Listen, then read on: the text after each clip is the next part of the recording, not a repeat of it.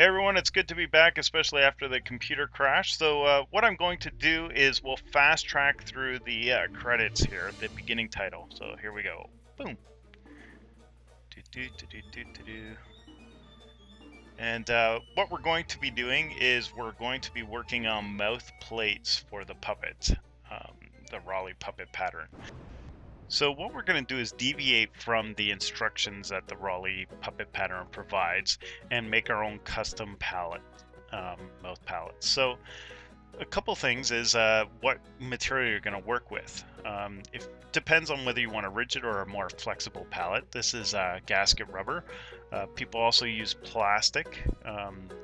And rubber is a little bit more flexible, obviously, than plastic, but you can also get flexible plastic, like found in bleach bottles and ice cream buckets. And this sheet here is a little bit more rigid, so you can use that. Some people prefer foam if you want to cut it out of foam. It's sky's the limit in regards to what you want to use. You can use, cut it out of wood as well as steel. And for the actual grips, people also use tubes too. Now, what I'm going to do today is use a poster board. It's a plastic board found at dollar stores. And basically it's like for sale signs and things like that. So what I did is I halved the foam mouth pattern and traced it and cut it out of the board. And what you're going to do is you're going to use a pen or a pencil, or you can use a ruler. And what you want to do is you want to make a gap between these two halves that you just cut, and you can eyeball it if you want. And then you're going to get Gorilla Tape, or some puppeteers use gaffer tape. Other puppeteers have also used leather and riveted down to the two halves. So you're connecting the two halves with the tape here, and then you're going to flip it. And as you can see, it's on one side. And what we want to do is we want to add another piece of tape on this side of the mouth plates. So what you want to do is you want to find an edge to a table and drape it over the edge and grab another piece of tape. And you're going to carefully, starting from the top, attach it and work itself down. Now when you attach it, still keep the bend in the mouth plates, because you're going to work that in that groove there. And you just have to sort of push your way through and make sure it's all flattened out. Now if you have an overhang of tape like I have on both sides, you can easily just cut it using scissors or a razor and then pinch the ends so that they all stick together. Now if you look at the mouth plate, what you'll see is you'll see a gutter on one side and a flat surface on the other. The gutter is the inside that will be sort of facing your palm as you manipulate the mouth, and the other side is flat, and that'll be the mouth side. So now what we're going to do is we're going to grab a piece of fleece or other material that you want to be on the inside of the mouth plate, and we're going to trace it, trace this pattern that we've already sort of created with the duct tape. And you're going to go all the way around using a Sharpie or a marker. And once you have that, then you're going to cut out that shape using a pair of scissors or a razor.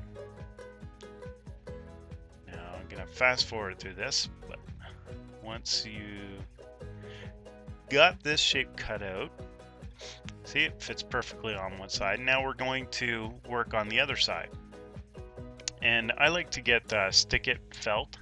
It has an adhesive back, and you can find these at the dollar store. It comes in many different colors. There's a black one and a red one. And what you're going to do is just flip and trace again, like the same that you did on using the fleece, is trace this pattern onto that, and then cut this out. And that'll give you the inside mouth color. You don't necessarily have to use felt. You can use other material if you want to, or other colors for your mouth pattern. And you don't necessarily have to stick it on right now, but I'll do it just for the sake of the step where we are now. But what I recommend is doing it at the end just because you might accidentally spill glue or something on this palette, and it would be hard to get off of already surfaced mouth plate. But there we go, and just push it down, or if you want, you can also glue these down using contact cement. So there's the sort of finished mouth plate. Now if you have a little bit of overhang with the felt, no worries, just cut that part off. And just go around it. There we go. And there you go. And now there's your somewhat finished mouth plate. There's still a lot of work to do. Now with the fleece that you just cut out, and with the mouth color on the other side, you want to sandwich sort of your mouth plate that you just duct taped between the two layers. But first, you have to add some strapping or a grip onto the polar fleece part. So what you're going to do is you're going to indicate using 4 sort of slashes with a marker on where your fingers lie when you put them in a puppeteer pattern, or put them in the puppeteer position, sorry.